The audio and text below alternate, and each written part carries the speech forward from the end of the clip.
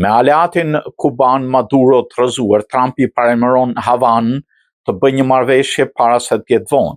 Presidenti Donald Trump të dielën lëshoi një paremërim të rinj për qeverinë e Kubës, ndërsa aleati ngushtë i Venezuelës përgatitet për një trazim të mundshëm të gjerë pas rrëzimit të Nicolas Maduros nga posti i udhëheqësit të vendit.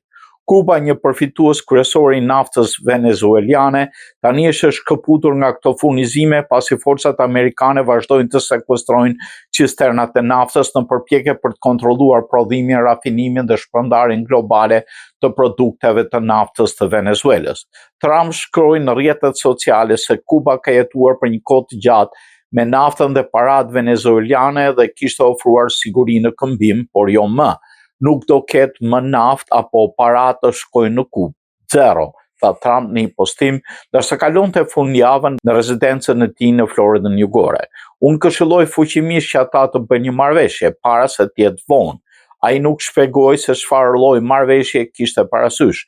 Disa orë më parë, presidenti kuban Miguel Díaz-Canel u përgjigj në X, duke thënë se ata që shndërrojnë çdo gjë në biznes, madje edhe jetët njerëzore, nuk kanë autoritet moral të tregojnë me gisht drejt Kubës në asnjë mënyrë, absolutisht në asnjë mënyrë. Qeveria kubane tha se 32 pjesëtarë të ushtrisë së saj u vranë gjatë operacionit amerikan fundjavën e kaluar që çoi në kapjen e Maduros. Personeli nga dy agjencitë kryesore të sigurisë së Kubës ndodheshin në Caracas, kryeqytetin venezuelian, si pjesë e një marrëveshje mes Kubës dhe Venezuelës. Venezuelës nuk i duhet mbrojtje nga kriminalët dhe zhvacit që mbajnë peng për kaq shumë vite, tha Trump të dielën.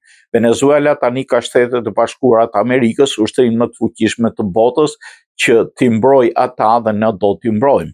Trump ju përgjigj gjithashtu një postimi tjetër në rrjetet sociale që parashikonte se sekretari i tij i shtetit, Marco Rubio, do të bëhej presidenti i ardhshëm i Kubës. Më tingëllon mirë, shkroi Trump. Trump dhe zyrtarë të tjerë të administratës kanë marrë një ton gjithnjë më agresiv ndaj Kubës, e cila prej vitesh mbahet ekonomikisht në këmbë nga Venezuela.